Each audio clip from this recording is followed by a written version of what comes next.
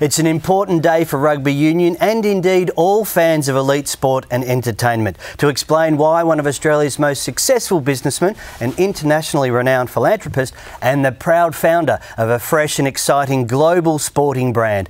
Andrew Forrest, congratulations. It's not every day you get the green light to do something new from a governing body that's 130 years old. No, thank you, Mark. You're right. This is a major moment for the fans and for rugby. It's so exciting to finally be able to release the details of global Rapid Rugby. Just a few hours ago in London, the World Rugby Council provided the final approval, the stamp, to a vision we all had, and I drove a little over 12 months ago. A vision to enhance the wonderful sport of rugby and provide the Asia-Pacific region with a new and dynamic sporting experience. This is not just about rugby and rugby lovers. This is also about great entertainment, mateship and the power of sport in building strong communities. It's not been a simple road, but I would like to thank the World Rugby Chairman Bill Beaumont, Chief Executive Brett Gosper and everyone else involved from around the world that have been bold and brave enough to support this brand new competition. The name and the logo speak to everything Rapid Rugby will be. A rapid game style and broadcast. The rapid development of new talent and new rugby markets. And a rapid game day experience that will have appeal beyond the traditional rugby fan base.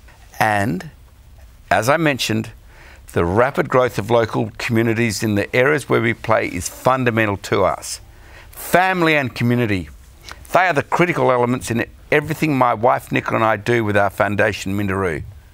But I also believe that even the most serious commercial enterprises should have a really strong community benefit. For Rapid Rugby, it's simple. In places where outstanding young people, both boys and girls, men and women, are often forced to move away from their heartland, their homeland, to reach their potential, this new competition will help them stay. Malaysia, Japan, Fiji, Samoa and Tonga are laden with raw new talent and ability, just like we are in Australia, but the best players there are often bereft of opportunity, like sometimes they are here, to display it on their own shores. They are, in many ways, the game's future. While on the future, I'd like to stress that today is just the start of the journey. The 2019 competition will evolve into 2020, 2021, and for several years going forward as we continue to grow and add more teams. We trialled a version of Rapid Rugby. It's a series of exhibition games this year, a series that included the Pacific Islands, the Crusaders, the Wild Knights, the Rebels, the Force, huge crowds in the stand, great rugby on the field, and millions of eyes on free-to-air TV across Australia and around the world via Twitter. It proved its appeal. I can't wait to get started next year. And that brings us to the inaugural Global Rapid Rugby participants. Owned and operated by a mixture of private enterprise and the pre-existing team administrations, it's my great pleasure to reveal that year one will include the Dragons from Singapore, the first international team from Kuala Lumpur, Malaysia, blessed by the King of Malaysia and supported by the professional sport from South Africa, and the South China Tigers from Hong Kong.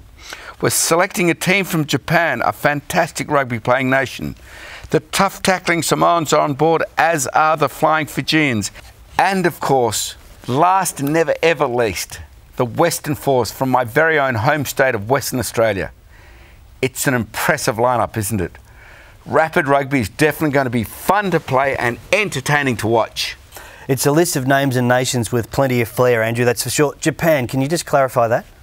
Yeah, Japan, in accordance with Japanese Rugby Football Union policy and protocol, official sanction for a team to join Rapid Rugby can only be provided now that World Rugby has given the competition a green light. So yes, the actual identity of our team from Japan should be announced in the next week or so. Andrew, the most radical feature of the competition is the new laws and the variations to the laws of the game, designed to keep the ball in play more, make the game faster, more free scoring and more appealing to TV viewers. Yes, Mark, it's different to the traditional game. Yet still 15 players aside, and we know it will complement the game so strongly, keeping the ball in play, creating the space for players to execute their skills and be as entertaining to fans as you'll ever get in sport at every opportunity. That's what Rapid Rugby is designed to produce. We want to encourage the counter-attack and from what is normally seen as a purely defensive zone and create more fast football. To achieve this, we've made some revolutionary changes. Reducing overall game time to 70 minutes, 2 35-minute halves. Reduce the opportunity and ability of teams to kick the ball directly out of play. The art of the line-out remains, but there will be less of them. Decrease the numbers in the defensive line. Introduce rolling substitutions where players come off the ground because of fatigue, injury or tactics and still be able to return. And reward and incentivise aggressive attacking tactics and game style.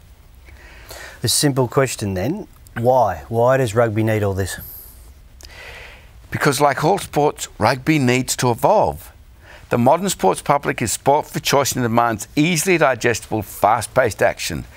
Stats show that a lot of high-level rugby is currently played with the percentage of time the ball is alive and in play is coming down below 40%. That's roughly 32 out of 80 minutes of actual game time. I'm not saying that leads to a bad game, just a very different one to ours. Rapid Rugby plans to strongly increase the time the ball is alive and in play to at least 55% or roughly 38 out of our 70 minutes of game time. Former Wallaby and long-time Western Force captain Matt Hodgson is the Global Rapid Rugby Head of Rugby. It's an exciting day for players and fans alike, with the introduction of new law variations as part of Global Rapid Rugby. No longer will teams be able to kick out on the full within their own 22. We'll see attacking play from within the 22, but also more counter-attack as teams kick down the centre of the field.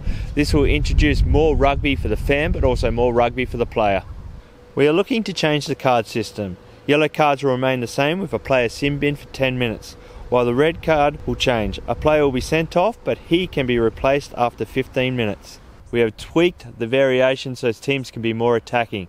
That's what we are all about at Global Rapid Rugby. More rugby for you, more rugby for the players. So Hodjo is one of these rare animals. He's been the most successful guy you can get in rugby. He's played for the national team. He's captained a super successful state team. He's loved across the state of Western Australia by all the players. You'd think, okay, this guy can only think how to play the ball after all that time. But he doesn't. He's got this intellect which is so wide. He can grapple with captains of industry, he can grapple with the World Council, and he's the best guy because no one can really fault his technical background, his technical skill and application, his knowledge, but he's also an entrepreneur. So when he negotiates with the World Council of Rugby, he's coming from a basis of fact, of knowledge, yet he's an entrepreneur, he can get the point through. We're lucky to have him. Now, I want to ask you about the marquee players, the use of the marquee players to ensure the standard of the competition is elite and even across the board. It's going to be such an exciting game. We've committed to recruiting around 20 of the best 100 players in the world today to join Rapid Rugby in the next 2 seasons. They will be placed in different teams depending on the team's needs in the interest of creating a level playing field across the board. But before any of my friends in the media run off and print that this is a rebel league, please let me repeat the first part of today's announcement. World Rugby has fully sanctioned the competition, and in many cases the marquee players we will recruit will also play in other competitions around the world as well. We're all in this together. Because it's a World Cup year, it will be difficult for us to add too much star power in 2019, but we're going to do our best, and we will be talking to some fantastic people, some of the biggest names in the game in the next few weeks, now that the competition is up and away and official. We've already started, in fact, signing former All Black Jeremy Thrush to the Western Force. Andrew, in a former life when I was one of those members of the media of which you speak, I'd be throwing up some names as examples of the best players in the world, like Dan Carter and a host of other All Blacks, Sean McMahon and even Dwayne Van Meulen. Would I be right? Well, watch this space is all I'm allowed to say right now, but I am excited. When I mention we're targeting the very best available, I do mean the very best. Now, we are going to hear from a couple of other key architects in this rugby revolution, including Michael Lynagh in London. The World Cup winner is an ex-Wallaby captain, now a captain of industry, and a World Rugby Hall of Famer. He's also one of the first people Andrew Forrest turned to. I'm sorry I can't be with you today on what is a pretty momentous occasion, really. A lot of hard work by a lot of people. This has come to fruition. Very exciting day, particularly given all that work that all the people behind this have done. So thank you to all of them for that. And also thank you to Andrew Forrest. It's his vision, his personal drive, financial clout, of course, that has made this possible. When the demise of the Western Force happened last year, I was sat here in London, and it was a very, very disappointing episode in Australian rugby, and in fact, in the Australian sporting landscape.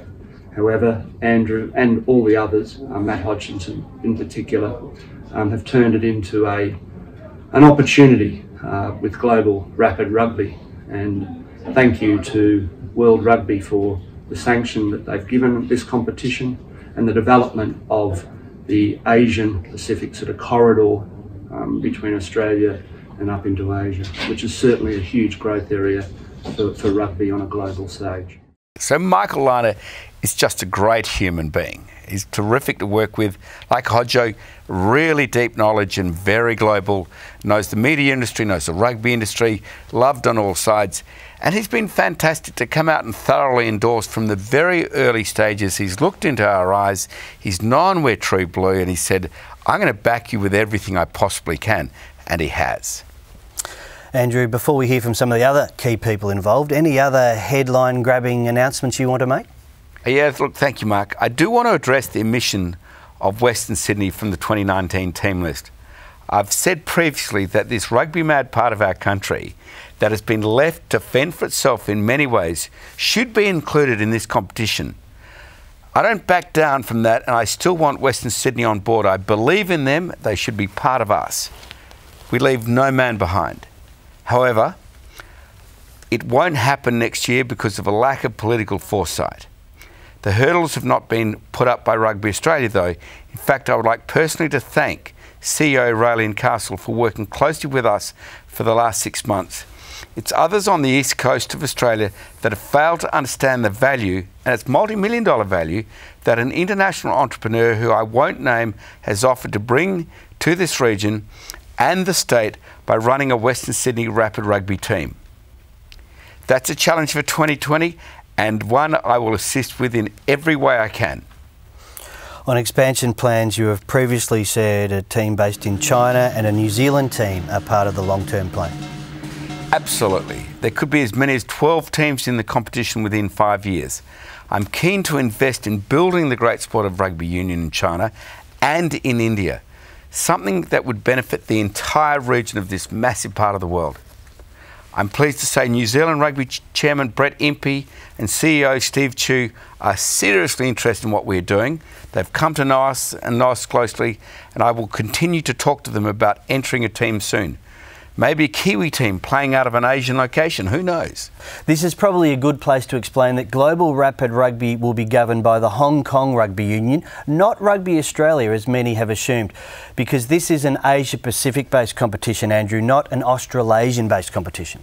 You're right, Mark. Hong Kong is the perfect home for us, and we are so excited about that. Further, we avoid all those stultifying, walking through honey of the politics and bureaucracy of Rugby Australia. Now, Raelene's doing a fantastic job trying to drag them into the next century, but we needed to avoid all that. We needed to be fast-moving, have rapid decision-making, no bias, and that's why we're so excited about rugby in Hong Kong. Their management, I believe, will be great.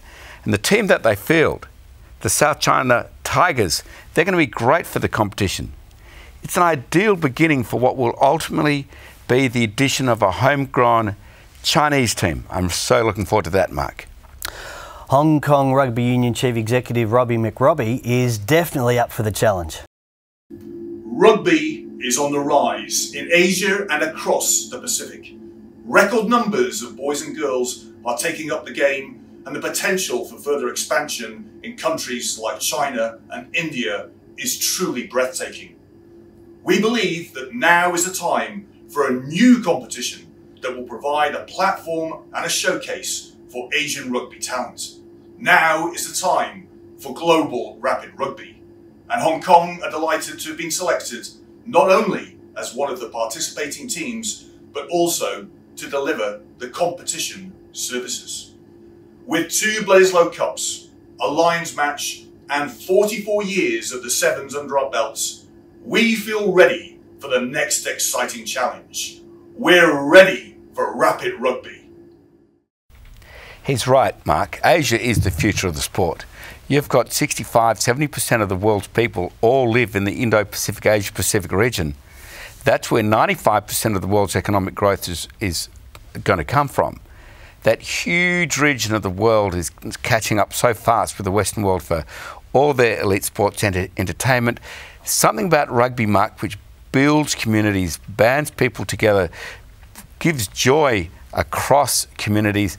I want to bring that so hard into that Indo-Asia-Pacific region. I want rugby, brand Australia, brand rugby to spread all across that massive region of the world. Of the highlights of this year's trial series, Andrew, that, as you mentioned, was extremely successful, the power try, one of your personal favourites, a try that begins inside your own 22. It not only remains but has been improved. Look, that's true. I can clearly remember the New Zealand Crusaders' Mitchell Drummond scoring the first power try. It was spectacular, and Crusaders coach Scott Robinson told me after the match that they were determined to score one. We'll see more of them next year, with opposition teams no longer able to deliberately give away a penalty to kill the forward phase. And the power try will be worth more, up from 7 to an automatic 9 points with a conversion kick not required. The other element I love is the $1 million prize money, winner takes all. Elite, entertaining games deserves a prestigious prize. I look forward to watching the race to first place. It's going to be fun, Mark. Andrew, I know discussions will heat up now with broadcast and commercial partners now that World Rugby has given the green light.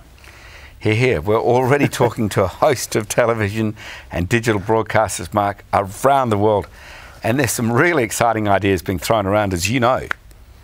Global Rapid Rugby was presented recently at the annual Sportel Broadcasters Conference in Monaco.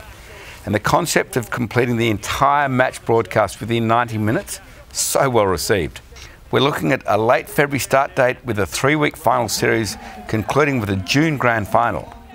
Commercially, the team has been flat out, have already signed the leading ticketing agency Zunga, a company that serves 1/3 of the world's population. We're very excited to partner with Rapid Rugby and help drive a concept we think has a huge future. Zunga makes tickets simple for everyone, everywhere. Our passion for democratizing access and our rapidly growing global footprint, we believe, will make the difference to Rapid Rugby in all the countries that it is played.